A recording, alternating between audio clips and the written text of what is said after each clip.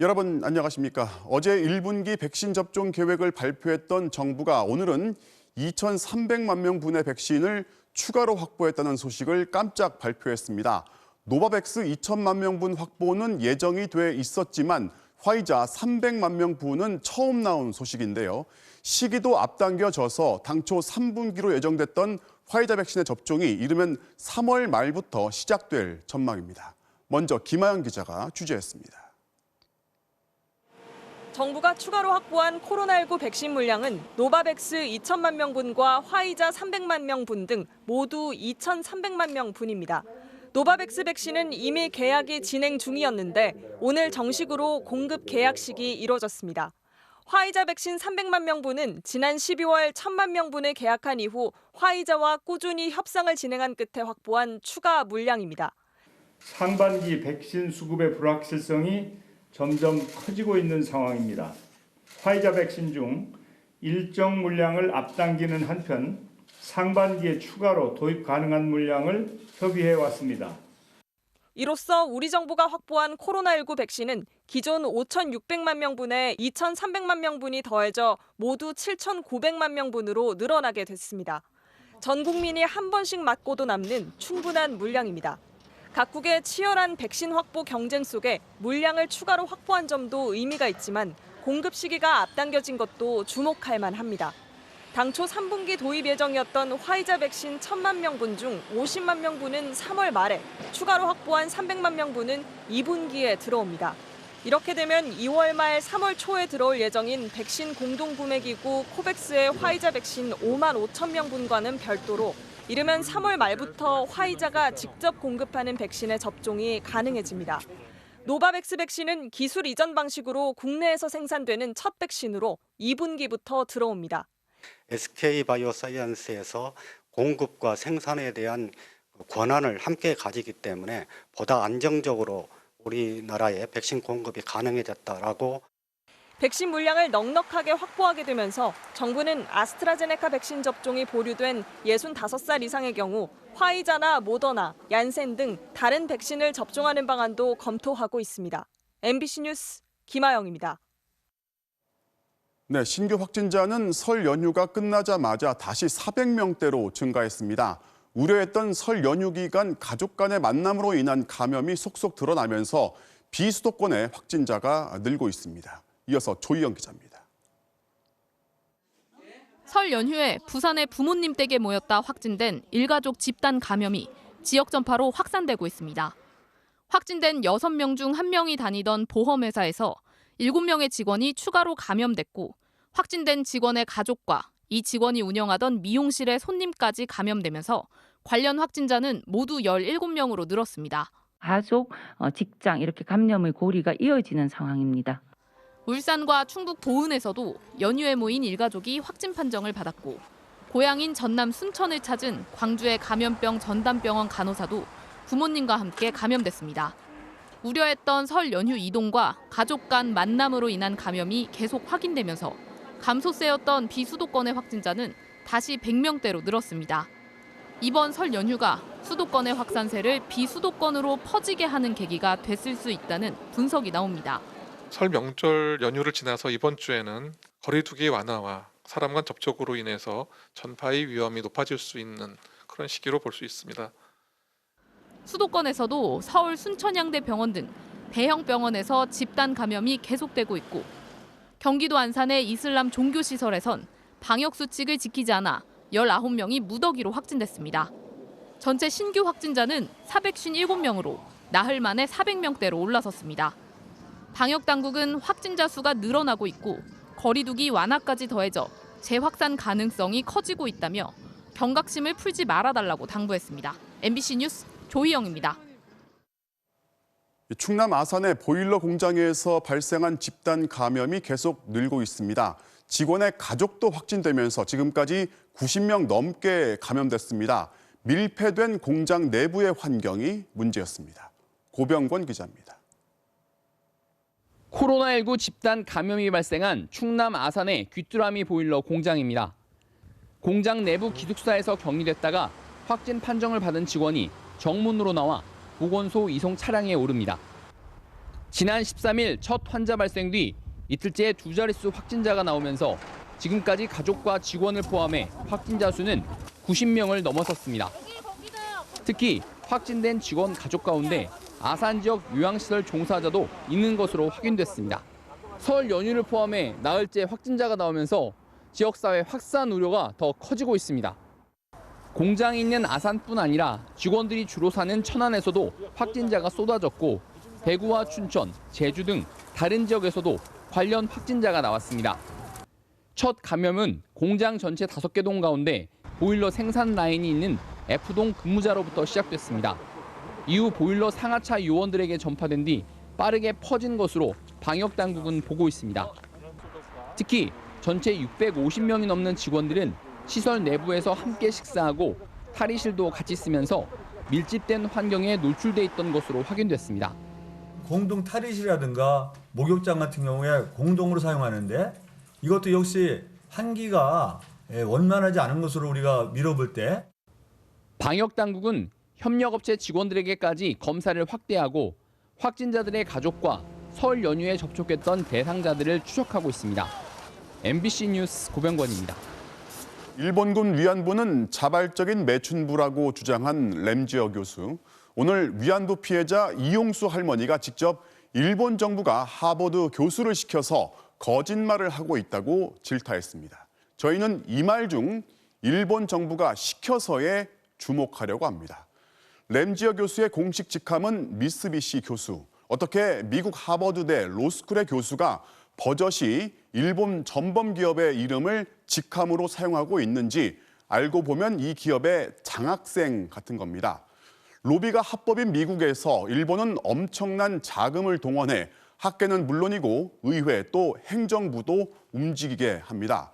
MBC는 일본의 대미 로비 실태를 기록한 미국 법무부의 기록 수백 건을 입수해 분석했고 그 결과를 오늘과 내일 집중 보도합니다. 먼저 위안부라는 범죄 행위를 부정하는 일본 극우 세력의 대미 로비 배후에는 일본 정부가 있다는 사실부터 확인합니다. 먼저 남재현 기자입니다. 주미 일본 대사관이 고용한 로비스트 마이크 미첼이 지난 2015년 접촉한 사람들을 적어놓은 로비 기록입니다. 누군지 확인했더니 수잔 리와 마크장, 미국 메릴랜드 주의회 의원들이었습니다. 두 의원은 각각 상원과 하원에서 위안부 결의안을 대표 발의한 인물들. 결의안에는 일본 정부가 젊은 여성 20만여 명을 오직 일본군 성노예로 쓰려고 데려갔다는 역사적 사실이 담겼는데 두 의원은 발의 과정에서 일본 측 로비와 맞닥뜨려야 했습니다. There were opposition that stated that this never happened, that this is propaganda, it's lies. 의회 밖에서는 극우 세력의 압력이 거셌습니다. 이들은 위안부는 일본군이 아니라 한국인이 모집했고 위안부들의 생활도 각별한 보살핌을 받아 전쟁통에 일반인보다 나았다는 궤변을 의원 188명 전원에게 이메일로 뿌렸습니다. I was surprised by the nasty emails and messages because this Hoover woman, that was a human rights issue. It was a total injustice. 결국 위안부 결의안은 무산됐습니다. Yes, there were lobbying acts against it. There were opposition to it that they are well organized. They're paying attention to what's going on out there. 일본 로비 기록의 컴포트 우먼, 위안부라는 단어가 처음 등장한 건 1992년. 고 김학순 할머니의 첫 공개 증언 이듬해부터였습니다. 그 어마어마한 군인들이 달라들었고 강제로 달라들 적엔 정말 기가 막혀. 이후 일본 정부는 미국 5대 로펌인 호건 등 8개 업체와 지금까지 1,726만 달러, 190억 원이 넘는 위안부 관련 로비 계약을 맺고 위안부 결의안 채택을 저지하거나 소녀상 설치를 방해하는 데 주력해왔습니다. 또 위안부 관련 로비를 위해 아베 전 일본 총리의 이론적 스승인 하타 이쿠히코 같은 극우 인사들의 책을 요약해 활용하기도 했습니다.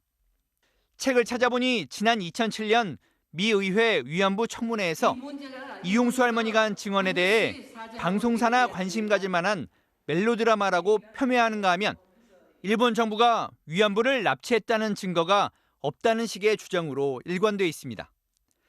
그리고 이 같은 주장은 램지어 하버드대 교수 등의 입을 통해 지난 30년간 확성기처럼 미국 사회에 왜곡된 역사인식을 퍼뜨리고 있습니다. MBC 뉴스 남주현입니다. 일본의 로비는 위안부 문제에만 국한하지 않습니다. 동해냐 일본해냐 이 명칭을 두고도 일본은 무차별적인 대미국 로비력을 동원하고 있습니다.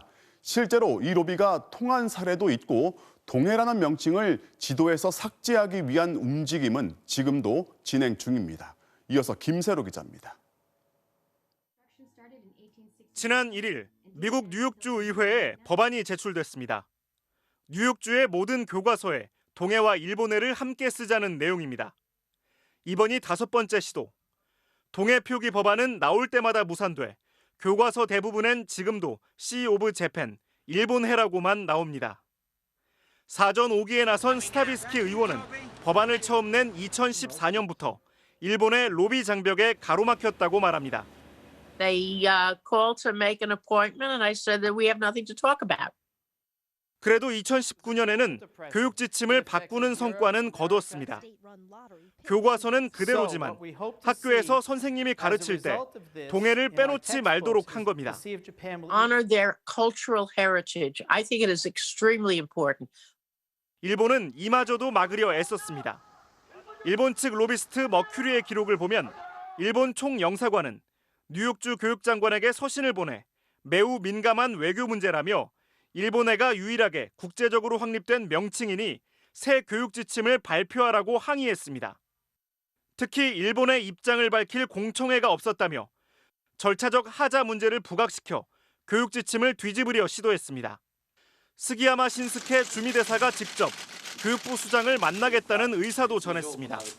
그다음에 역사적 진실성이 있는지 그리고 그게 정당한지 이런 것보다는 일본의 입장과 내용들을 지속적으로 거기에 요청을 하고 보내고 하면 언젠가는 그게 바뀌어질 수 있다라는 이상한 논리들을 좀. 일본의 동해 지우기 로비는 한인들의 동해 찾기 운동이 활발했던 미국 동부에서 더 집요했습니다. 2014년 버지니아를 시작으로 뉴욕과 뉴저지에서 동해 함께 쓰기 법안이 발의되자 맥과이어와 머큐리 등 로비 회사와 각각 61만 달러, 13억 원 넘는 계약을 맺고 저인망식 로비를 펼쳤습니다. 의원과 주지사 등 로비 대상만 91명, 모두 278차례 접촉했는데 주 공략 대상은 흑인은 무시하면서 다른 소수의 입장만 고려해선 안 된다며 법안에 반대한 루카스 의원이나 일본의 우호적인 의원들이 모인 재팬 코커스 소속 블랙 의원 등 일본 편을 들어줄 만한 인사들이었습니다.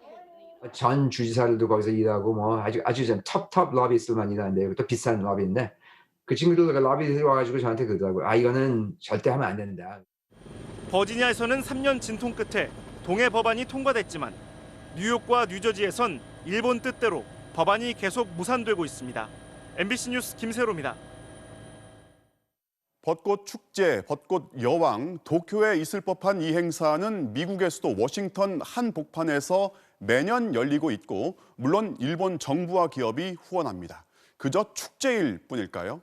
일본이 노리는 건 그렇게 일본의 우호적인 이미지를 미국 사회에 심어놓겠다는 겁니다.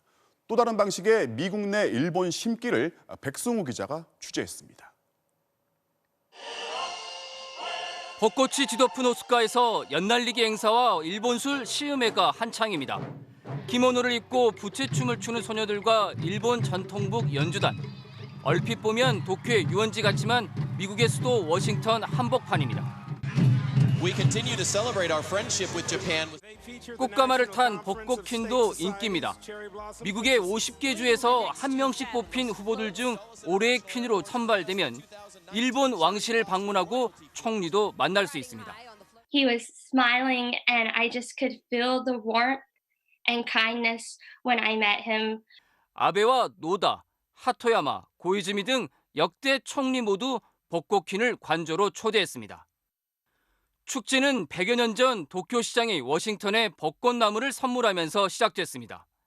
일본 기업과 정부가 비용 대부분을 후원해 축제를 찾는 미국인 수십만 명의 마음을 파고듭니다.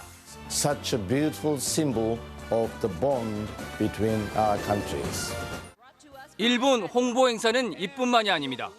일본 로비 기록을 보면 미국인들이 체제비 걱정 없이 일본에서 영어를 가르치도록 해주는 JT 프로그램, 미국 학생에게 홈스테이를 제공하는 가케아시 프로그램, 미국 고등학생을 대상으로 한 일본어 말하기 대회 재팬볼 등 다양합니다.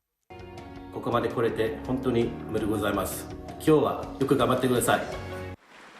위안부 피해자는 무시하면서도 아베 정권이 세계 여성 인권을 신장하겠다며 갑자기 만든 국제 여성회의도 주요 자랑거리입니다. I applaud Prime Minister Abe for expanding paid family leave here in Japan. 지난해 일본 외무성이 잡아놓은 전략적 대외 홍보 예산은 742억 엔, 우리 돈 7,800억 원 수준. 사용처 하나로는 램지어 하버드대 교수 같은 친일파 인재 육성이라고 적어놨습니다. 이 예산은 지난 2015년 아베 정권이 3배로 늘린 뒤 계속 유지되고 있습니다. 역사 문제에 있어서 일본이 사실상 나쁜 것이 아니었다라는 국제적인 여론을 만들기 위함. 2차 세계대전 종전 70주년을 맞아 미국의 싱크탱크 퓨 리서치가 실시한 여론조사에서 미국인 61%는 일본이 과거의 전쟁에 충분히 사과했거나 사과할 필요가 없다고 답했습니다. 집요하고도 전방위적인 로비와 홍보를 통해 일본이 전범국가 이미지 세탁에 성공하고 있는 겁니다. 일본의 대미 로비 전문은 MBC 뉴스 홈페이지와 모바일에 접속하면 더 자세하게 확인할 수 있습니다. MBC 뉴스 백승우입니다. 내일은 한 걸음 더 들어가서 일본 정부의 로비스트한테서 로비 전략을 직접 들어보겠습니다. 또 한국의 로비 성적은 몇 점이고 한계는 무엇인지도 따져보겠습니다. 네, 위안부 피해자인 이용수 할머니는 오늘 기자회견에서 내가 살아있는 증인이라면서 위안부 문제를 아예 국제사법재판소에서 심판받자고 호소했습니다. 내일은 직접 하버드대 온라인 세미나의 강연자로 나서 램지어 교수의 거짓말을 반박합니다. 김건휘 기자가 취재했습니다. 이용수 할머니는 우리 정부가 나서 국제법으로 일본의 죄를 밝혀달라고 호소했습니다. 정식으로 인정을 받아서 일본이 더 이상 국제사회에서 헛된 잘못하도록 해 주십시오. 이제 시간이 얼마 남지 않았다며 마지막 소원이라고 했습니다. 하늘나라 가서 할머니들한테 뭐라고 하겠습니까? 너 여태까지 살아가 오면서도 해결도 못하고 왔다고 하면 저는 할 말이 없습니다. 국제사법재판소 회부를 대통령에게 직접 요청하는 대목에선 허리 굽혀 인사를 하다 흐느끼기도 했습니다. 예, 꼭 대그를 해 주십시오.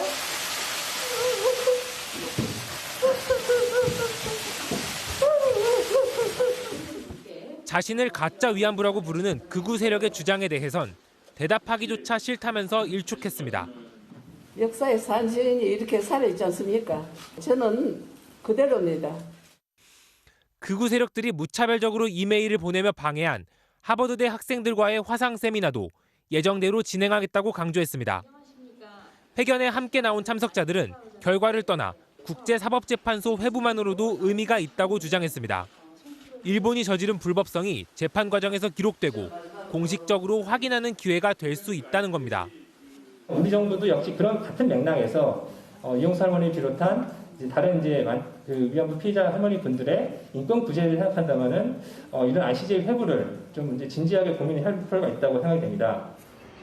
이 할머니의 제안에 대해 외교부는 신중히 검토하겠다는 원론적인 입장을 내놨고 일본 정부는 논평을 삼가겠다고 밝혔습니다. MBC 뉴스 김건희입니다. 4차 재난지원금을 위한 추경 규모를 놓고 더 주자는 여당과 재정도 어렵다는 정부의 줄다리기가 계속되는 가운데 문재인 대통령이 이번 주 금요일 민주당 지도부와 만나서 이 문제를 논의할 예정입니다. 청와대 안팎에선 최대 18조 3차 재난지원금의 2배 규모로 조율될 거라는 전망이 나오고 있습니다. 엄지은 기자가 전해드리겠습니다. 오는 19일 오전에 진행되는 문재인 대통령과 이낙연 대표 등 민주당 지도부 회동의 최대 관심은 4차 재난지원금 추경 규모입니다. 3월 선별지급이란 시기를 놓고선 정부 여당이 합의했지만 규모를 놓고 여당은 20조 원을, 반면 정부는 12조 원 이상은 어렵다는 입장인 걸로 전해졌습니다. 이 같은 차이를 문 대통령이 이번 회동에서 직접 조율할 가능성이 있습니다. 청와대 관계자는 기존보다 두텁게 하자는 공감대는 있는 만큼 15조 원과 18조 원 사이에서 합의될 거로 본다고 전했습니다. 만약 최대 18조 원으로 결정되면 3차 재난지원금의 2배 가까운 액수입니다. 문 대통령도 외환 위기 이후 최대의 실업 상황을 확인한 만큼 고용 관련 예산이 추경에 포함돼야 한다는 점을 강조하고 있습니다. 재정의 보다 적극적인 역할로 당장의 고용 한파를 이겨나가야 할 것입니다. 4차 재난지원금에도 취약계층에 대한 추가적인 지원 방안을 강구하겠습니다. 홍남기 부총리는 곧장 연매출 4억 원 미만에만 줬던 지원금 지급 기준을 완화하고 금액도 늘리겠다고 밝히면서 대통령의 주문에 보조를 마쳤습니다. 피해 계층에 대해 좀 두텁게 지원하는 거와 또 이제까지 사각지대라고 지적된 곳에 대한 추가 지원을 중심으로 검토하고 있다는 말씀입니다. 이번 주 문 대통령과 여당 지도부의 간담회가 4차 재난지원금 규모를 가를 최대 분수령이 될 전망인 가운데 정부는 추경 항목과 규모를 확정해 다음 달 초 국회에 제출하겠다고 밝혔습니다. MBC 뉴스 엄지인입니다. 오늘 새벽 강원도 동부전선 최전방 지역에서 20대 북한 남성 한 명이 군에 체포됐습니다. 과거 노크 귀순, 철책 귀순이 잇따라 발생했던 지역인데요. 경계망에 또 구멍이 뚫린 건 아닌지 우려가 나오고 있습니다. 이남호 기자가 취재했습니다. 오늘 새벽 4시 20분쯤 강원도 고성 민간인 출입통제선 검문소 경계병 수상한 움직임을 감지했습니다. 누군가 북쪽에서 내려오는 모습을 CCTV로 확인한 겁니다. 군은 대침투 경계령인 진돗개 하나를 발령하고 수색에 나섰습니다. 3시간 만인 7시 20분쯤 군은 20대 초반으로 추정되는 북한 남성을 체포했습니다. 이 남성은 귀순 의사를 내비친 걸로 알려졌습니다. 북한 남성이 체포된 곳은 군사분계선에서 약 6km가량 떨어진 곳인데 어떻게 여기까지 온 건지 군 당국이 긴급 점검에 나섰습니다. 해당 지역은 육군 22사단이 경계 책임을 맡고 있는 곳. 지난 2012년 월남한 북한군 명사가 GOP 생활관 창문을 두드려 귀순 의사를 밝힌 이른바 노크 귀순 사건이 벌어진 곳입니다. 또 지난해 11월엔 기계 체조를 한 경력이 있는 북한 남성 한 명이 고장난 철책을 뛰어넘기도 했습니다. 군은 경계망이 뚫릴 때마다 과학화 경계 장비 보강에 나서는 등 보안 대책을 쏟아낸 바 있습니다. 조사 결과 이번에도 허점이 있었던 걸로 드러난다면 군의 경계작전 전반에 대한 비판이 거셀 걸로 보입니다. 이게 민통선까지 내려오는 이상 이게 정말 아예 뚫려버린 거고요. 우리 경계대책의 원인이 뭔지 원점에서부터 다시 바라봐야 될 것 같습니다. 합참 관계자는 북한 남성이 해상을 통해 넘어왔을 수도 있는 만큼 남하 경로에 대한 정확한 조사가 필요하다고 밝혔습니다. MBC 뉴스 이남호입니다. 4월 보궐선거 최종 후보 선출을 위한 각 당의 토론이 어제부터 시작됐습니다. 1시간 남짓한 토론 시간 동안 서로 날카로운 공격과 방어를 주고받았는데요. 정밀한 공약 검증이라기보다는 아직까지는 다소 신경전 성격이 더 강해 보입니다. 배주환 기자입니다. 국민의힘 나경원, 오신환 예비후보는 토론 초반부터 바로 충돌했습니다.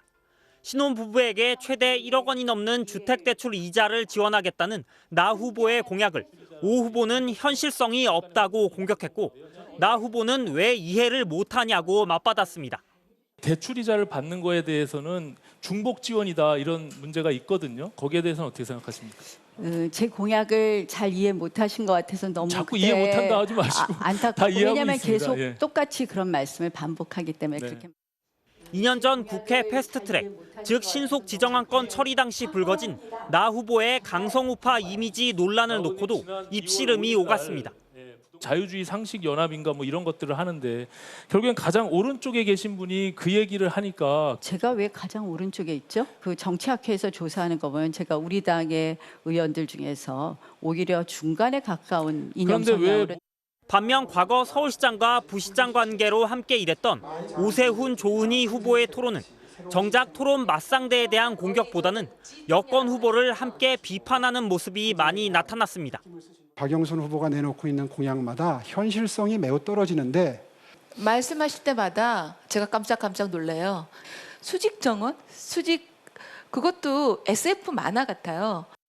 민주당 박영선, 우상호 예비 후보는 각자 의료 서비스 공약을 발표하고 돌봄 현장을 방문하면서도 민주당답지 않다, 아니다 공방을 이어갔습니다. 정책 검증을 통해서 누가 더 민주당다운 후보인가, 누가 민주당의 후보로 적합한가를 잘 설명하는 토론회가 되도록 만들겠습니다. 가장 민주당다움이라는 것은 일신 우일신, 그러니까 혁신하는 것입니다. 품이 큰 민주당으로 나아가야 된다. 제3지대 단일화를 추진 중인 국민의당 안철수 후보는 명동의 문 닫은 상가를 찾아 경제 공약을, 무소속 금태섭 예비 후보는 여성 지원 기관에서 여성 정책 공약을 각각 설명했습니다. MBC 뉴스 배주환입니다. 여자 배구 이재영, 이다영 선수 자매에서 시작한 이 체육계의 학교 폭력 사태를 두고 정부와 프로배구 연맹이 잇따라 대책을 내놓고 있습니다. 한마디로 나중에라도 학교 폭력이 드러나면 국가대표는 물론이고 선수 생활도 그만두게 하는 엄격한 규정을 만들겠다는 겁니다. 김태용 기자가 보도합니다. 프로배구 연맹이 3시간에 걸친 회의 끝에 학교 폭력에 대한 대책을 내놨습니다. 앞으로는 프로에 입단할 신인 선수들에게 학교 폭력 여부와 관련된 서약서를 받고 추후 학교 폭력 사실이 드러날 경우 영구 제명 등의 중징계를 내리기로 했습니다. 또 앞으로 드러나는 학교 폭력에 대해 징계 규정을 신설하겠다고 밝혔습니다.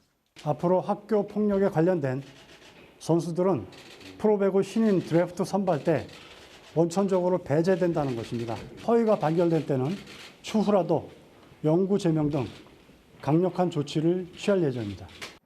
국가대표 선발에도 적잖은 파장이 예상됩니다. 문화체육관광부는 앞으로 학교 폭력 등의 사회적 무리를 일으킨 경우 영구적으로 국가대표에서 배제할 방침입니다. 특히 5달 앞으로 다가온 도쿄올림픽의 경우엔 이미 올림픽 출전을 확정한 선수라도 향후 학교 폭력 논란이 불거진다면 해당 종목 단체의 결정에 따라 출전권을 박탈할 예정입니다. 이재영, 이다영 자매가 무기한 출전 정지 징계로 빠진 뒤 처음 열린 소속팀 흥국생명의 경기장에는 두 선수의 어린 시절 사진과 응원 현수막 등 관련된 흔적이 모두 사라졌습니다. 박미희 감독은 선수 관리에 대한 책임은 통감한다면서도 쏟아지는 루머에 대해선 완강히 부인했습니다. 전혀 그런 사실도 없고 여기는 뭐 진짜 애를 돌봐야 되는 초등학교도 아니잖아요. 그래서 그거는 사실무근이고 절대 있어서도 안 될 일이라고 생각을 합니다. 학교 폭력으로 시작된 국내 체육계 초유의 사태와 관련해 영국 데일리메일과 프랑스 24 등 외신들이 한국의 배구 스타인 쌍둥이 자매가 학교 폭력으로 국가대표에서 쫓겨났다며 한국 체육계의 고질적인 문제점을 앞다퉈 비중 있게 보도했습니다. MBC 뉴스 김태훈입니다. 학교 폭력을 당했다는 폭로가 경계를 넘어서 번지고 있습니다. 여느 온라인 게시판에도 나도 피해자라는 이른바 학폭 미투가 확산하고 있는 건데요. 누구는 그 오래된 일을 왜 지금 와서 언급하냐고 하지만 시간이 지나도 결코 잊을 수 없다는 게 피해자들의 증언입니다. 김수근 기자가 보도합니다. 한 30대 직장인이 인터넷 커뮤니티에 올린 글입니다. 중학교 때 자신을 때리고 금품 상납까지 요구했던 학교 폭력 가해자가 경찰이 됐다는 내용. 친구를 괴롭히고 시험지 답안까지 바꾼 그 아이가 경찰이 됐다는 사실에 충격을 받고 분노가 치밀어 올랐다는 겁니다. 학창 시절의 기억 때문에 거리에서 10대 학생만 봐도 여전히 불안과 공포에 시달린다는 사람도 있습니다. 학교 폭력을 당했던 사람들은 이렇게 성인이 되고 나서도 정신적 충격에서 쉽게 벗어나지 못한다고 말합니다. 정신적으로 힘들거나 시험 준비할 때 이게 좀 잘 안 풀리고 그러면은 그런 꿈을 자꾸 꾸고 그래서 당시의 고통을 잊기 위해 수년째 치료를 받아도 피해자에게 상처는 깊게 남습니다. 정신과 치료도 받고 대학병원 응급실도 가고 검사하고 얘가 그러더라고요. 죽여버리고 같이 죽겠다고. 특히 유명인들에 대한 학폭 폭로가 계속되는 건 사과는커녕 자신의 잘못을 잊어버린 채 살아가는 듯한 모습을 TV로 자주 접하기 때문이란 분석입니다. 나는 아직도 이렇게 힘들어하는데 저 친구는 그 잘못을 다 잊고 아무렇지도 않은 듯이 이제 잘 나가고 있다거나 생활을 하고 있다거나 했을 때 호소하는 경우들도 있고 폭로하는 경우들도 있고. 또 요즘 젊은 세대들이 중요한 가치로 꼽는 공정과 정의의 문제가 미투 운동에 이어 학폭 폭로로 옮겨간 것으로도 해석됩니다. 그 배경에는 처벌이 제대로 이루어지지 않는 법 집행에 대한 불신도 깔려 있습니다. 다만 무차별적 폭로가 자칫 여론 재판이 될 수도 있는 만큼 학폭 피해자를 구제할 수 있는 대책 마련과 함께 학폭은 범죄 행위란 사실을 학창 시절부터 교육시키는 게 중요하다고 전문가들은 강조합니다. MBC 뉴스 김수근입니다. 네, 어제 교사 2명이 구속된 인천의 한 어린이집은 보육교사 6명 모두가 학대 혐의를 받고 있습니다. 그만큼 학대는 오래되고 일상이었습니다. 그런데 학대가 한창이던 시기 정부가 현장 평가한 점수는 최고점인 A등급을 받은 것으로 확인됐습니다. 언제쯤 갈 거라고 미리 통보하다 보니 하나마나한 평가였던 겁니다. 이준범 기자의 단독 보도입니다. 확인된 아동학대만 200차례가 넘는 인천 서구 어린이집. 작년 11월 17일 정부 평가인증 담당자 2명은 온종일 이곳에 머물며 현장 점검을 실시했습니다. 당시는 교사들의 학대가 극에 달했던 시기였습니다. 이 눈 후레쉬 비치는 거랑 거의 다 11월 달에 학대예요. 왜냐면 12월에는 저희가 일주일에 한 번밖에 안 나와가지고. 네, 다니면서부터 한 11월 중순부터 좀 많이 이상해졌어요. 원래는 이렇게 안아주려고 그러면 그래도 막 뿌리치거나 막 그러지는 않았었거든요, 많이. 근데 이제 막 손길을 이렇게 막는다고 해야 되나? 당시 작성된 현장 점검 보고서입니다. 교사가 아이들에게 위협이나 차별 없이 대한다, 서로 정서적 공감대를 형성했다는 등 교사가 아이들을 얼마나 존중하는지 평가하는 항목들 전부가 우수점을 받았습니다. 교사가 놀이하는 아이에게 잘한다고 말하며 격려해준다는 긍정적인 평가까지 따로 적어놨습니다. 체벌 금지를 포함한 학대 예방 지침을 교사들이 잘 지키고 있는지에 대해서도 그렇다고 평가했습니다. 이 같은 평가를 바탕으로 이날 이 어린이집은 최고점인 A등급을 받았습니다. 저희도 이제 실제로 봤을 때 뭔가 징후가 보였다라면 보고를 했을 거고 저희도 신고를 하고는 절차들을 진행을 하는데 그렇게까지 신고할 만한 뭔가가 나타난 어린이집이 아니었기 때문에 그건 저희도 조금 아쉬움은 있어요. 지난해 10월 밥을 먹지 않는다는 이유로 교사가 아이 허벅지를 밟는 등 학대했던 울산 동구의 어린이집. 역시 같은 점검에서 A등급을 받았습니다. 학부모들은 이런 평가가 무슨 의미가 있느냐는 반응입니다. 근데 전문가들이 그날 하루 동안 보고 있었으면은 아이들이 보이는 이상 증세나 그런 것들에 대해서 아무런 얘기도 없었다는 것 자체가 제대로 평가를 하고 온 건지 좀 의심스러워요. 이 현장 점검은 정부가 전국 3만 5천여 개 어린이집을 대상으로 3년에 한 번 시행하는 평가제도. 현재로선 어린이집을 외부에서 감시할 수 있는 유일한 수단으로 올해 예산만 95억 원이 배정됐습니다. 하지만 평가 인원이 200명도 안 되는 데다 방문 예정 주간을 한 달 전에 미리 통보하고 가기 때문에 실효성에 의문이 들 수밖에 없습니다. 실제 최근 5년간 이 현장 점검 후 아동학대가 뒤늦게 드러나 인증이 취소된 어린이집만 254곳에 달합니다. 효율적으로 더 튼튼하게만 한다면 상당히 도움이 될 수 있는 장치이기 때문에 이 어린이집 평가제에 있어서 아동학대 대응 관련 항목을 늘려야 함은 물론이고, 그리고 아이들에게 묻는 것, 부모님들에게 묻는 것도 당연히 더 포함을 시켜야 되고. 평가기관인 한국보육진흥원은 앞으로 아동학대에 더 관심을 갖고 제도를 개선하겠다고 밝혔습니다. MBC 뉴스 이준범입니다. 대마를 흡입한 환각 상태에서 포르쉐 차량을 몰고 부산 시내를 질주하며 차량 7대를 잇따라 들이받은 운전자에게 법원이 징역 5년을 선고했습니다.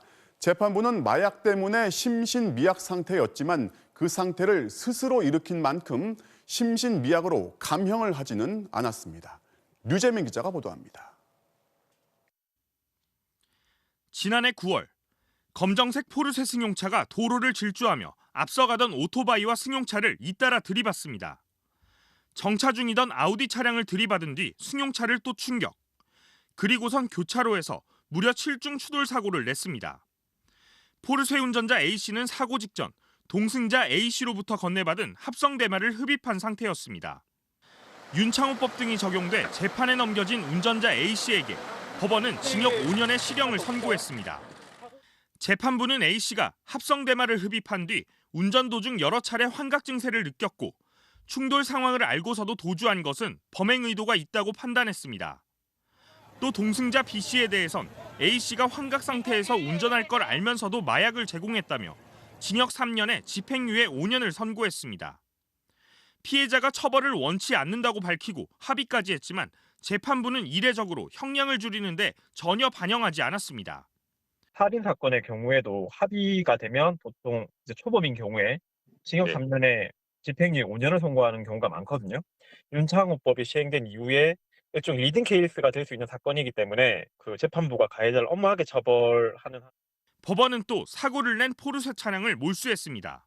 MBC 뉴스 류잼리입니다. 서울의 한 공무원이 공무원 게시판에 자신의 부친상 소식을 알리고 부조금까지 받았는데 알고 보니까 숙부상을 부친상이라고 속인 거였습니다. 부조금을 내고 직접 조문까지 갔던 동료들의 비난이 들끓었고 해당 공무원은 감사까지 받게 됐습니다. 남효정 기자가 단독 취재했습니다. 50대 공무원 김모 씨는 지난달 말 서울 송파구 공무원 노조 홈페이지에 부친상 소식을 직접 올렸습니다. 동장 등 일부 직원들은 충남 부여까지 직접 내려가 조문을 했고 많은 동료들이 부조금을 냈습니다. 부친상으로 아침에 연락이 왔습니다. 조문은 제가 제 차 가지고 우리 직원 2명 태우고 3명만 갔다 왔어요. 하지만 일주일 뒤 같은 홈페이지에는 속았다는 비난글이 잇따라 올라왔습니다. 알고 보니 부친상이 아니라 숙부상이었다는 겁니다. 옛날에 아버지가 돌아가셨다고 누가 그렇게 얘기를 했었던 것 같은데. 주민에게도 부고를 알렸는지 주민도 속았다는 게시글도 있었습니다. 그런데도 김 씨는 부친상 휴가 규정에 따라 주말 이틀을 제외하고 5일을 쉬었습니다. 심지어 노조원도 아니면서 노조 홈페이지에 부친상을 알린 것으로 확인돼 동료들의 분노를 샀습니다. 숙부상에는 돈조사 띄우면 요구도 먹고 구조하지도 않죠, 직원들이. 아, 그래요? 직원들 부끄럽다 막 하고 난리도 아니에요. 욕하죠. 해당 구청은 곧바로 감사에 착수했고 김 씨는 2차례 조사를 받았습니다. 일부 비행기가 있는 거는 확인을 했어요. 이제 행동강령 위반 사항이 공무원 품위유지라든지 뭐 이런 것들을 위반을 했다. 김 씨는 취재진에게 부친상이 아닌 건 맞지만 숙부를 아버지처럼 생각했다고 해명했습니다. 제가 어려서 일찍이 아버지를 여의었기 때문에 아버지로 모셔왔고 생활비와 모든 것을 지원했고 모든 절차도 제가 다 마무리하고 이렇게 왔기 때문에 수도 저는 숙부라는 생각을 하지 않았습니다. 공무원 노조 송파 지부는 공무원의 명예를 실추시킨 사안이라며 구청 측에 강력한 중징계를 요구했습니다. 송파구청은 부조금의 액수 등 경위가 모두 파악되는 대로 징계위를 열기로 했습니다. MBC 뉴스 남효정입니다. 얼마 전 중국에서 식염수를 넣은 코로나19 가짜 백신이 만들어져서 유통됐다는 소식을 전해드린 바 있죠. 식염수가 떨어지자 이제는 맹물까지 넣어서 가짜 백신을 만들었고 이미 해외로까지 팔려나간 것으로 드러났습니다. 베이징 김희용 특파원이 취재했습니다. 투명한 플라스틱 병 여러 개, 병 안에는 생수가 들어있습니다. 주사기로 물을 뽑아서 백신 용기에 주입합니다. 가짜 백신을 만든 일당은 처음엔 식염수를 사용했지만 식염수가 떨어지자 맹물을 채워 넣었습니다. 가짜 백신, 말 그대로 물 백신입니다. 맹물을 혈관에 바로 넣으면 오염으로 인해 감염 가능성이 높고 체내 삼투압에 이상이 생길 수도 있습니다. 일당은 이렇게 5만 8천 회분의 가짜를 만들어 우리 돈 30억 원어치를 팔았습니다. 江苏、北京、山东等地公安机关近日成功破获一起特大制售假新冠疫苗案件，抓获犯罪嫌疑人80余名。 가짜 백신은 지난해 가을에 집중 제조됐는데 이미 중국에서 200명이 넘게 맞았습니다. 일부는 홍콩을 거쳐서 해외로 팔려나갔다고 중국 공안당국은 밝혔지만 어느 나라로 갔는지는 공개하지 않았습니다. 안 그래도 백신 효과가 미국이나 유럽 제품보다 떨어진다는 논란 속에 있는 중국은 불신까지 부채질하는 이번 사건이 매우 곤혹스럽습니다. 지난달 상하이시 여론조사에서 백신을 맞겠다는 응답이 절반밖에 안 된 것도 이런 불신이 한 몫을 한 걸로 해석됩니다. 가짜 백신이 거래되는 걸 발견하면 즉시 110 직통번호로 신고할 것. 가짜 백신 제조에 일체의 관용도 없다는 국가통신사의 만평은 당국의 강력 대처 의지를 강조하고 있습니다. 别说新冠了，就连普通的感冒也预防不了，拿人民的生命健康开玩笑。 중국은 춘절 연휴까지 5천만 명 백신 접종을 마치겠다고 했지만 달성 여부는 불투명합니다. 백신 접종을 늘려가면서 국내 방역 기반을 강화하고 중국산 백신 공급을 통해 밖으로는 세계에 대한 영향력을 확대한다는 계획 앞에 중국의 고질적인 가짜 문제가 발목을 잡고 있습니다. 베이징에서 MBC 뉴스 김희용입니다. 현대자동차가 만들고 LG화학의 배터리가 들어간 전기 시내버스에서 화재가 발생했습니다. 같은 회사가 만든 전기차 코나도 지금까지 15차례나 화재 사고가 있었죠. 계속되는 전기차 배터리 화재 사고, 이번엔 원인을 제대로 밝혀낼 수 있을지 이유경 기자가 취재했습니다. 길가에 멈춰선 버스에서 연기와 불길이 치솟습니다. 사람 없나 하네. 소방관들이 물을 뿌려보지만 불길을 잡는 데 역부족입니다. 어제 오후 경남 창원의 한 국도에서 난 사고입니다. 불이 난 버스는 2019년 10월에 생산된 현대자동차의 전기버스 일렉시티. 당시 버스는 전기 배터리 관련 부품에 문제가 생겨 정비 공장에서 수리를 받고 차고지로 돌아가던 길이었습니다. 바퀴가 굴러갈 때에 그것을 정상적으로 작동하게끔 하는 간단한 경정비입니다. 달리던 전기차에서 불이 난 건 이번이 처음입니다. 화재 당시 버스 운전자는 불길이 천장에서 시작됐다고 진술했습니다. 천장엔 배터리가 설치돼 있습니다. 배출 신고자가 지붕 쪽에서 일단 화재가 연기가 목격됐다고. 불이 난 버스의 배터리는 15차례나 화재가 발생한 코나와 같은 종류였습니다. LG화학의 배터리 부문 자회사 LG에너지솔루션이 중국 공장에서 만든 배터리입니다. 다만 정비직 후에 달리다가 사고가 났다는 점에서 원인도 같은지는 조사해봐야 합니다. 지난 1년 반 동안 코나의 화재 원인을 조사해온 자동차 안전연구원은 곧 결과를 발표할 예정입니다. 배터리 결함인지 아닌지에 따라 리콜 비용이 막대할 수도 있어서 전기차와 배터리 업계에 큰 파장이 예상됩니다. MBC 뉴스 이유경입니다. 승용차가 화물차 뒤를 들이받게 되면 차체가 높은 화물차 밑으로 이렇게 차량이 파고들 수 있어서 굉장히 위험하죠. 이걸 막기 위해서 화물차 뒷부분에 반드시 안전판을 달아야 하는데 조사를 해보니까 이 안전판이 제대로 설치되지 않은 화물차가 전체 절반이 넘었습니다. 이문영 기자가 취재했습니다. 승합차의 차량 윗부분이 떨어져 나갔습니다. 3.5톤 화물 차량을 들이받으면서 밑으로 파고들었기 때문입니다. 2명이 사망했습니다. 승용차가 대형 화물차 밑으로 파고드는 사고, 언더라이드라고 부릅니다. 전체 고속도로 사고 사망자 가운데 42%가 이 언더라이드 사고로 발생합니다. 그만큼 치명적입니다. 국토교통부는 이걸 막기 위해 3.5톤 이상 화물차에 바닥부터 55cm 이내로 안전판 설치를 의무화했습니다. 잘 지켜지고 있을까? 나들목에 주차된 화물차, 안전판 높이를 재봤더니 65cm, 규정보다 10cm가 높습니다. 불법입니다.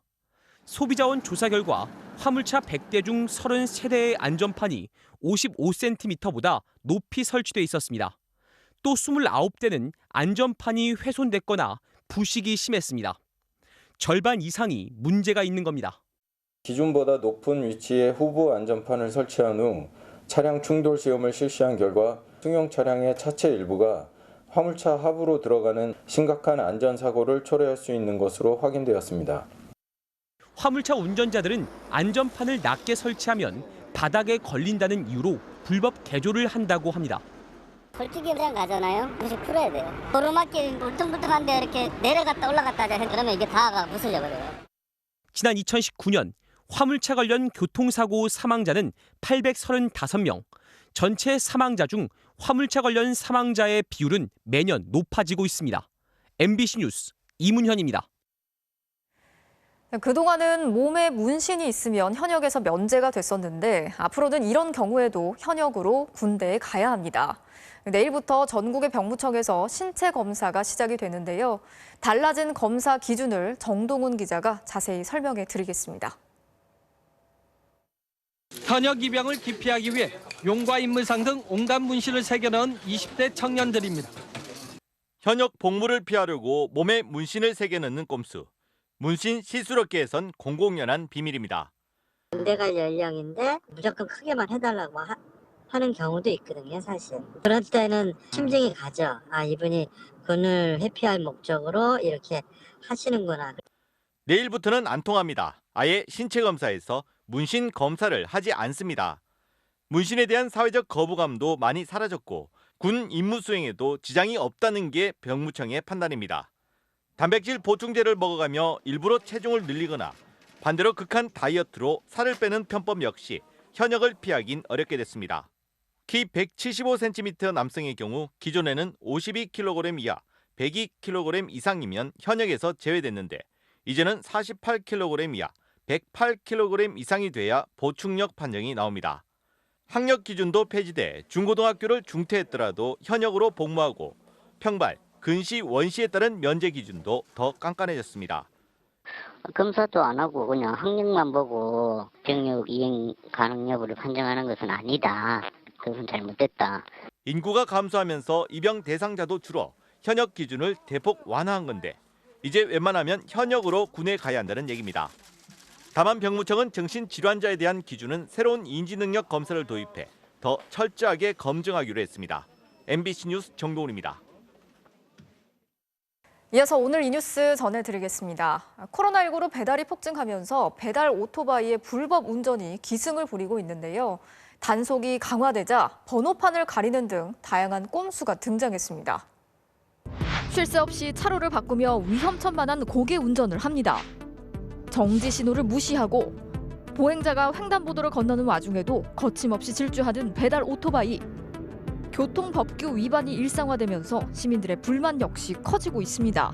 횡단보도에서 차들을 멈추는데 오토바이가 들어와가지고 순식간에 사고가 날 수 있겠구나. 생으로 가버리고 잡을 수도 없고 우리가 피해 다녀야 돼요. 보다 못해 교통법규 위반 사례를 신고하는 공익제보단까지 등장했습니다. 가장 빈번한 위반 사항은 신호 위반과 인도 통행. 인도하고 경계석이 이렇게 있잖아요. 그 사이로들 달려요. 큐홀드를 해서 달리고 차량 사이로 달리고 심지어는 중앙선 넘어서 역주행하잖아요. 오토바이들만의 어떤 권리가 돼버리는 거예요. 자기 먼저 지나가겠다고 약간 트로트를 이렇게 당기면은 차가 나가진 않고 소리 이렇게 크게 위협적으로. 지난해 경고 이상의 처벌을 받은 건수만 4만 6천여 건에 달하자 단속을 피하기 위한 다양한 꼼수가 등장했습니다.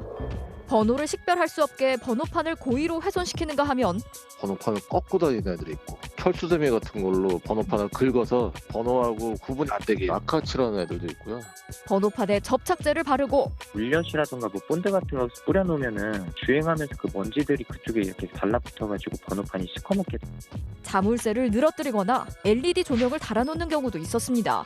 LED가 광량이 너무 세기 때문에 카메라에는 안 잡혀요. 번호가 사라져버리는 거죠. 배달기사들은 빠른 배달을 원하는 고객들 때문에 어쩔 수 없다는 입장입니다. 빨리 가는 이유는 딱 하나죠. 손님이 원하시고 가맹점에서 원하시니까 한 15분만 지나면 바로 기사님한테 전화가 와요. 가시키고 갈 수가 없겠죠. 이 때문에 단속뿐 아니라 안전한 배달을 할 수 있는 환경 조성이 시급하다는 목소리도 나옵니다. 늦어도 진짜 안전하게 올 수 있는 상황을 라이더분들도 조금 더 조심하고 급하지 않게끔 갈 수 있지 않을까. 신호 다 지키시고 천천히 와주시는 걸. 오늘 이 뉴스였습니다.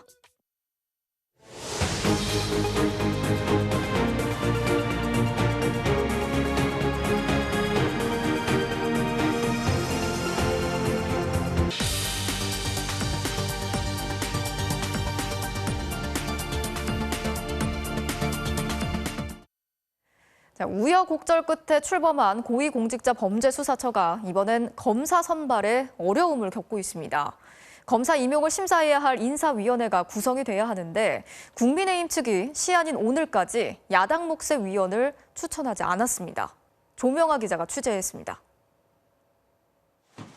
공수처 소속 검사는 아직도 김진욱 처장과 여운국 차장 둘뿐입니다. 검사 23명을 임용해야 하는데 233명의 지원을 받은 상태에서 선발 절차가 멈췄습니다. 검사 선발은 인사위원회가 구성돼 진행해야 하는데 야당목 위원 2명을 국민의힘 측이 마감 시한인 오늘까지 추천하지 않은 겁니다. 국민의힘은 공수처장 추천과 동시에 청와대 특별감찰관, 북한 인권대사를 지명하기로 한 약속을 여당이 어겼다고 주장했습니다. 직무유기일 뿐만 아니라 야당과 한 약속조차도 헌신짝처럼 내버리는 그런 배신 행위에 다름없습니다. 이에 대해 민주당은 공수처법을 고쳐서야 처장을 추천할 수 있었던 건 바로 국민의힘의 발목 잡기 때문이었다며 약속 위반 주장을 일축했습니다. 국민의힘의 발목 잡기로 공수처 법정 시한을 6개월이나 훌쩍 넘겨 겨우 공수처장을 임명할 수 있었습니다. 김진욱 공수처장은 열흘 정도의 기한을 둬 야당의 추천을 재요청한다는 방침입니다. 하지만 민주당은 야당이 끝내 거부한다면 야당 없이 인사위원회를 구성하는 게 불가피하다는 방침인 것으로 알려졌습니다. 인사위원회는 공수처장과 차장, 처장이 위촉한 전문가, 그리고 여야모 각 2명씩 모두 7명으로 구성되는데 야당 측 2명이 없어도 정족수를 넘긴다는 겁니다. 민주당은 또 다른 검찰개혁 과제로 정한 수사 기소권의 완전 분리 절차에도 속도를 내고 있습니다. 검찰에 남아있는 6대 범죄 수사권을 넘겨받을 수사청을 설치하는 법안을 이달 말 발의해 상반기 안에 처리한다는 계획입니다. 수사청이 출범하면 기존 검찰은 영장 청구와 기소를 담당하는 공소청으로 전환한다는 계획인데 야당의 반발과 여론이 변수가 될 것으로 보입니다. MBC 뉴스 조명아입니다. MBC가 지난달 월성 원전 내 지하수에서 삼중수소를 비롯한 방사성 물질이 검출됐다고 전해드린 바 있습니다. 한국수력원자력 측은 원전 구조물엔 문제가 없다고 장담을 했지만 MBC 취재 결과 사용 후 핵연료를 저장하는 곳보다 삼중수소 농도가 100배나 높은 폐수지 저장 탱크에 균열이 생겨서 누수가 발생했던 사실이 뒤늦게 확인됐습니다. 장미쁨 기자가 단독 취재했습니다. 경북 경주에 있는 월성 원자력 발전소. 원전 부지 안에서 삼중수소를 비롯한 방사성 물질이 잇따라 검출됐다는 MBC 보도 이후 한국수력원자력은 원전 시설이 손상됐을 가능성은 없다고 부인해왔습니다. 폐수지 저장도나 액체 폐기물 저장도에서 이게 흘러서 자연 배수로 지하수에 영향을 줬다라고 저희는 가능성은 거의 희박하다고. 하지만 사실이 아니었습니다. MBC가 확보한 한국원자력안전기술원의 보고서입니다. 지난해 3월 현재 월성 1호기 폐수지 저장 탱크에서 방사능에 오염된 물이 새고 있다고 언급돼 있습니다. 콘크리트 벽 표면에 바른 에폭시 라이너의 기능이 떨어져 바닥과 벽체에서 누설이 진행되고 있으며 부지 내 지하수 환경에 영향을 줄 수 있으니 서둘러 보수하라고 요구했습니다. 이뿐만이 아닙니다. 2019년 9월 월성 2호기에 대한 보고서. 2호기의 폐수지 저장 탱크도 벽체가 갈라져 누수가 발생했고 약액을 주입해 보수했다고 밝혔습니다. 문제는 이 폐수지 저장 탱크의 삼중수소 농도가 사용 후 핵연료 저장조보다 무려 100배나 높다는 점입니다. SRT는 차수막이 없어요. 그러면 여기도 똑같이 금이 같다라고 하면 여긴 100배 더 높은 물이 빠져나갔다고 보는 게 맞죠? 한국수력원자력은 이제서야 누수된 곳을 유지 보수하고 있다고 인정했습니다. 탱크 구조물 벽체 일부에서 누수 흔적이 확인되어 관련 규정에 따라 유지 보수를 수행 중이며 외부 환경으로의 방사선 유두 누출은 없습니다. 현재 1호기부터 4호기까지 각 원전에 설치된 방사성 폐기물 저장 시설은 모두 12개. 전문가들은 이곳을 전면 조사해 오염 원인을 찾아야 한다고 촉구하고 있습니다. MBC 뉴스 장미쁨입니다. 작은 목소리를 크게 듣는 소수 의견 시간입니다. 요즘 코로나19로 어렵지 않은 분들이 없지만 누구보다 힘든 시간을 보내는 분들이 있습니다. 노동자 신분이 법으로 보장되지 않아서 산재 처리도 안 되고 실업급여도 받지 못하는 가사도우미 분들인데요. 이들의 생계 안전망을 보호할 최소한의 안전장치가 이번 국회에서는 마련될 수 있을지 김성영 기자가 취재했습니다. 60대 가사도우미 정모 씨는 재작년 고객의 집 화장실을 청소하다 미끄러져 손목뼈가 부러졌습니다. 철심을 박는 수술을 2번이나 받아야 할 정도의 중상이었습니다. 목욕탕 청소를 하는데 입구에 물기가 있어가지고 통증이 엄청나죠. 또 부러질 확률이 있대요. 그런데 400만 원이 넘는 치료비를 홀로 떠안아야 했습니다. 가사도우미는 현행 근로기준법상 노동자가 아니어서 산재 처리를 전혀 못 받기 때문입니다. 굉장히 친분이 가깝게 지냈던 분인데 주인이 이걸 보상해야 된다는 그런 의무감은 없어요. 개인 부담을 한 거죠. 또 다른 가사도우미 박모 씨는 코로나19로 고객 부부의 주머니 사정이 어려워지면서 지난해 5월 일자리를 잃었습니다. 생계비 마련을 위해 은행에 대출을 문의했지만 노동자 신분이 아니라는 이유로 번번이 거절당했습니다. 퇴직증명서가 없잖아요. 제일금융권에서는 안 되고 제2, 제3 아니면은 카드론 대출까지 그 비싼 이자까지도 저희는 감내하면서 전국의 가사도우미는 모두 60만 명. 코로나19 이후 일자리가 급감하면서 월 평균 수입은 112만 원에서 64만 원으로 거의 반토막이 났습니다. 하지만 정부의 긴급 고용안정지원금을 받은 가사도우미는 불과 10%. 가사도우미는 대리운전기사나 학습지교사 같은 특수고용직과 달리 비공식 노동자로 분류돼 소득 감소분을 증명하기가 까다로운 겁니다. 소득 감소를 증빙하기 위해서는 개인 가정에 가서 제가 이렇게 줄어들었다는 거를 증명서를 떼야 되는 게 있고 이곳을 갖다가 도와주는 곳이 없습니다. 미국과 독일, 프랑스 등에선 가사도우미에게 노동자나 노동자에 준하는 대우를 하도록 법으로 보장하고 있습니다. 반면 우리나라는 가사도우미의 노동자 신분을 인정하고 4대 보험 가입을 허용하는 내용의 가사노동자 보호법안이 19대 국회부터 발의됐지만 통과가 번번이 무산됐습니다. 보험료와 도우미 비용이 늘어날 수 있다는 우려 때문이었습니다. 하지만 가사도우미를 필요로 하는 고객 500명 중 95%가 입법에 찬성한다는 노동부의 설문조사 결과가 나왔습니다. 노동을 하고 있으신 거여서 그런 분들도 어떤 그런 안전책이 있다 그러면 조금 이제 전문화된 그런 보장을 좀 받을 수 있다고 하면 좋겠죠. 법의 사각지대에 놓여 있는 가사도우미들. 노동자로 인정해달라는 이들의 간절한 바람이 이번 2월 임시국회에서 이뤄질지 주목됩니다. MBC 뉴스 김성현입니다. 쿠팡의 미국 상장을 계기로 주목받고 있는 제도가 있습니다. 바로 차등 의결권 제도인데요. 예를 들면 주식 한 주가 29표의 의결권을 갖는 식입니다. 언뜻 보면 말이 안 되는 것 같지만 이 제도를 도입한 나라들이 많고 우리 정부도 도입을 추진하고 있습니다. 무슨 이유인지 김민창 기자가 취재했습니다. 2004년 상장한 구글.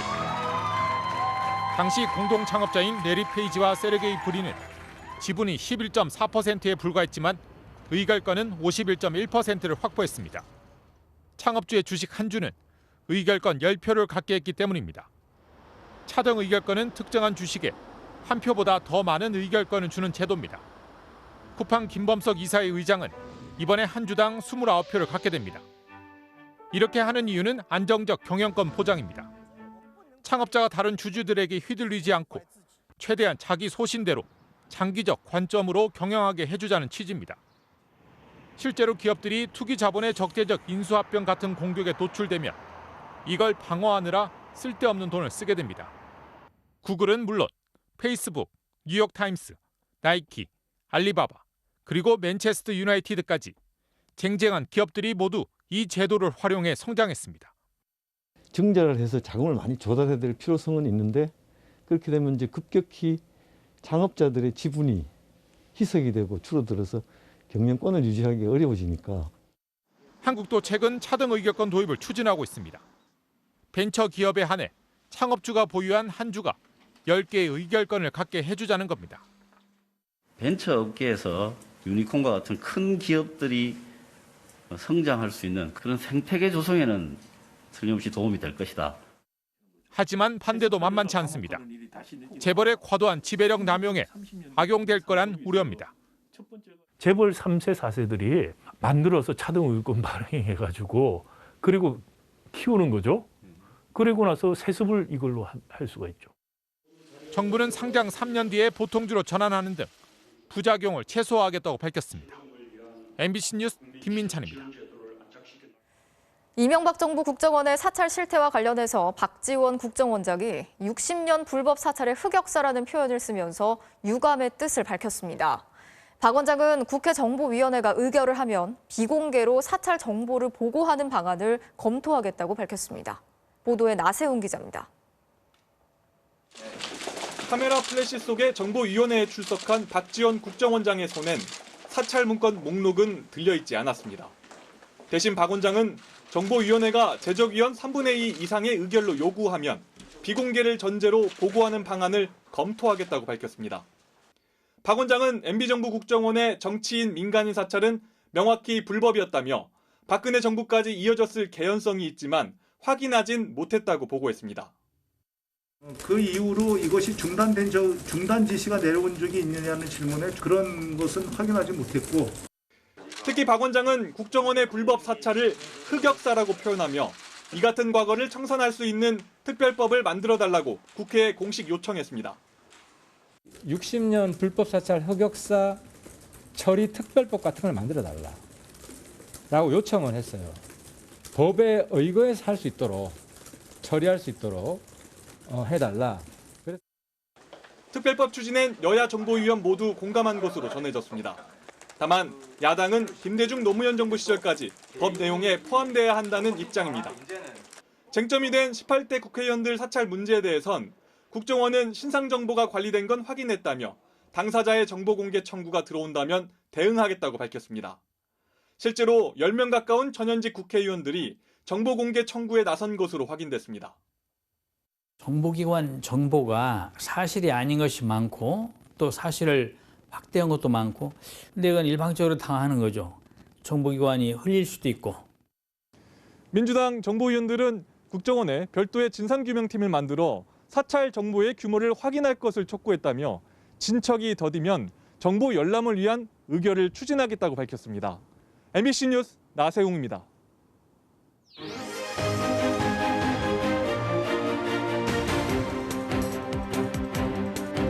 정치적 참견 시점, 오늘도 정치팀 김재영 기자와 함께 하겠습니다. 자, 오늘 준비한 소식 보겠습니다. 네. 이현주의 MB 정권 실세, 박형준의 박근혜 탄핵 앞장인데, 자, 어제 국민의힘 부산시장 예비 후보들이 첫 토론회가 있었죠. 네, 여론조사 선두를 달리고 있는 박형준 후보와 이현주 후보 간의 설전이 아주 뜨거웠습니다. 먼저 이 후보가 박 후보에게 포문을 열었는데요. 이명박 정부 당시 백지화된 가덕도 신공항 공약 사태에 책임이 있지 않냐며 몰아세웠습니다. 네. 직접 들어보시죠. 네.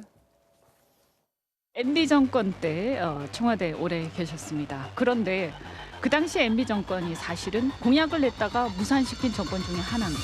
저는 가덕도 공항을 해야 된다는 이런 주장을 했고요. 그때 뭐라고 말씀하셨냐면 첫 번째 경제성이 없다. 두 번째 재정에 너무나 큰 부담을 둔다. 내가 그때는 대통령 모시고 있었기 때문에 이렇게 얘기를 했지만 사실은 나는 이러하다라고 솔직히 얘기하는 것이 더 정직한 태도가 아닐까라고. 자, 가덕도 신공항이 이제 부산 시민들한테는 워낙 민감한 문제다 보니까 이걸로 공격을 했어요.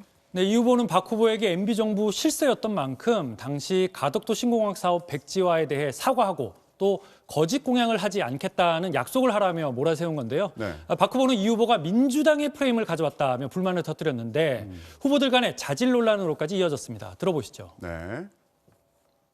민주당이 거는 그 프레임에 지금 이현주 의원이 편승을 하고 있는 겁니다. 같이 싸워주셔야 됩니다. 아니 당연히 싸우죠. 그 점에 대해서는 그런데 같이 왜 더 싸워줘야지. 힘들게 싸우냐는 거예요. 아니 우리가 왜 박 후보 때문에 그렇게 힘든 프레임 안에 갇혀가지고 질 수도 있는 싸움을 하냐는 거예요. 그거는... 우리가 다시 적폐청산 2라운드를 할 수는 없는 겁니다. 당당하게 민주당을 심판할 수 있는 세대 교체가 필요하다고 저는. 이현주 후보도 민주당에서 의원을 2번 하셨잖아요. 탄핵에 앞장서셨잖아요. 앞장은 아니지만 탄핵에 찬성을 했기 때문에. 우리 민주당에서 건너오신 이현주 후보가 할 말씀이 별로 없어요. 그러니까 과거를 묻지 마시라. 제가 정권을 만든 게 아니에요. 박 후보는 민주당 소속으로 경기도에서 재선까지 하고 또 박근혜 전 대통령을 탄핵했던 이 후보가 정권 심판을 말할 자격이 있냐며 반격했고요. 이 후보는 민주당의 적폐청산 프레임을 벗어나기 위해서라도 세대 교체가 필요하다며 맞받았습니다. 대화를 들어보니까 이제 박형준 후보는 탄핵에 반대라는 입장인지 이게 좀 궁금해집니다. 네. 민주당 토론회도 살펴보겠습니다. 자, 두 후보가 이제 서울시 개발 사업을 두고서 충돌을 했어요. 예, 최근 선명성 경쟁이 시작되면서 두 후보 간의 공방전에 관심이 많았는데요. 어땠는지 영상 보시죠. 네. 21분 도시는 랜드마크가 되는 이 수직정원 도시는 바로 우리의 환경 문제와 미세먼지를 해결할 수 있는 것인데요. 글쎄, 아무리 들어도 잘 모르겠어요. 이게 어떻게 가능한지. 발상의 전환을 하죠. 그죠? 이런 여러 가지 다양한 도시 문제들을 해결하는 만병통치약이라고 그런 요술방망이라고 생각하지는 않습니다. 잘못하면 도시의 흉물로 변질될 수 있다.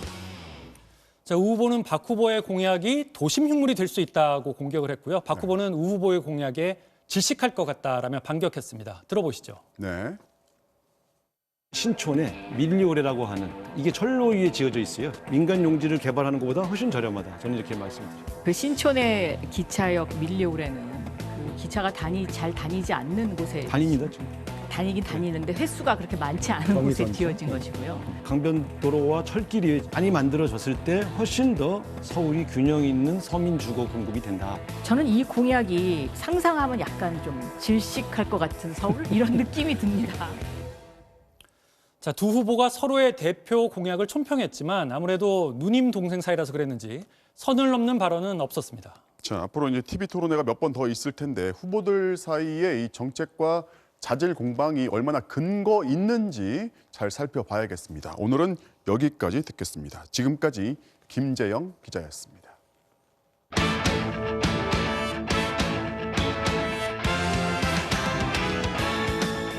화요일 밤 스포츠 뉴스입니다. 여자 배구 흥국생명이 이재영, 이다영 선수 징계 이후 첫 경기를 가졌습니다. 박미희 감독이 훈련 참관 의혹을 강하게 부인한 가운데 흥국생명은 4연패 수렁에 빠졌습니다. 이명로 기자입니다. 흥국생명의 홈 경기장인 인천 계양체육관. 경기장 밖에 설치한 선수별 현수막에서 이재영, 이다영 자매를 찾아볼 수 없습니다. 무관중 경기로 치러지지만 흥국생명 구단은 체육관 복도에 있던 선수들의 어린 시절 사진에서도 두 선수를 뺐습니다. 쌍둥이 자매에게 무기한 출전 정지 징계가 내려진 뒤 첫 홈 경기. 100여 명의 취재진이 몰린 가운데 박미희 감독은 두 선수의 학교 폭력에 대해 재차 사과했습니다. 감독으로서 선수 관리를 제대로 하지 못한 부분에 대해서도 고개를 숙였습니다. 이런 불미스러운 일이 생긴 거에 대해서는 좀 더 저도 자신을 좀 성찰을 하고 좀 더 선수들을 잘 관리할 수 있도록 하겠습니다. 하지만 쌍둥이 자매의 어머니가 훈련에 참관하는 등 팀의 영향력을 행사했다는 일부 소문에 대해서 불쾌감을 드러내며 강하게 부인했습니다. 동네 배구도 아니고 또 프로 구단이 그렇게 허술해서 아무나 사실 왔다 갔다 할 수 있는 그런 환경도 아니고 모든 지도자들에 대한 배려가 아닌 것 같습니다. 어수선한 분위기 속에서 선수들의 표정도 몸도 여전히 무거웠습니다. 주장 김연경이 후배들을 독려하는 모습이 자주 눈에 띄었지만 경기력은 오늘도 정상이 아니었습니다. 결국 3경기 연속 3대0 완패를 당한 흥국생명은 4연패에 빠지면서 선두 수성이 위태로워졌습니다. MBC 뉴스 이명노입니다. 맥값 폭행으로 사회적 물의를 일으켰던 최철원 회장의 대한아이스하키 협회장 인준이 최종 거부됐습니다. 대한체육회가 밝힌 인준 불가 사유는 사회적 물의로 10년 전 공분을 일으킨 맥값 폭행이 체육회 종목단체 규정에 명시된 임원의 결격 사유에 해당한다며 아이스하키 협회에 인준 거부를 통보했습니다. 최철원 회장이 자진 사퇴할 경우 재선거가 치러지고 불복하면 체육회를 상대로 소송을 진행하게 됩니다. 축구에서 공을 던져서 골을 넣을 수 있을까요? 오늘 이란 프로축구에서 나온 50m짜리 초장거리 스로인을 보시면 아마 고개가 끄덕여지실 텐데요. 우리가 몰랐던 스로인의 세계, 손장훈 기자가 전해드립니다. 체조 동작을 연상케 하는 엄청난 스로인입니다. 공중에서 한 바퀴를 돌고 던진 공이 중앙선에서 페널티 박스까지 날아갑니다. 위치도 가리지 않습니다.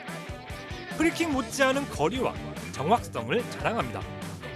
오늘은 비록 골까진 연결되진 못했지만 이 선수 2달 전 이렇게 골까지 넣었습니다. 규정상 바로 들어가면 골이 아니지만 당황한 골키퍼가 손을 대준 덕분에 손으로 던져서 자책골을 이끌어낸 겁니다. 이런 기술은 생각보다 자주 쓰입니다. 단순히 눈길을 끌기 위한 묘기가 아니라 도움닫기와 공중제비로 비거리를 극대화하는 하나의 공격 전술입니다. 유럽 빅리그는 물론 월드컵 무대에서까지 시도됐을 정도입니다. 그래서 수비수들도 가만히 있지 않습니다. 날아오는 공을 가로막으려 점프를 하고 안면 강타를 감수하고 벽까지 세워 맞섭니다. 물론 위험 부담 역시 적지 않습니다. 실수할 경우에 망신을 당할 수 있어 적잖은 심리적인 충격을 감당해야 합니다. 그래서 스로인이 만들어낸 진풍경도 많습니다. 재치 있게 상대 골키퍼를 맞춘 뒤 기습적으로 골을 넣은 경우도 있지만 반대로 준비가 안 된 자기 편 골키퍼에 던졌다가 자책골을 내준 황당한 사연도 있습니다. 골을 넣쳐 어이없게 뺏기기도, 어떨 땐 급한 마음에 두 명이 동시에 다른 공을 던지기도, 때로는 선수 간의 감정이 상하기도 하지만 규정 안에서 상상력을 더하는 선수들의 노력은 축구를 보는 색다른 재미를 더해주고 있습니다. MBC 뉴스 홍장훈입니다. NBA 스테판 커리의 현란한 드리블입니다. 상대를 앞에 두고 춤을 추는 것 같네요. 화요일 밤 스포츠 뉴스였습니다.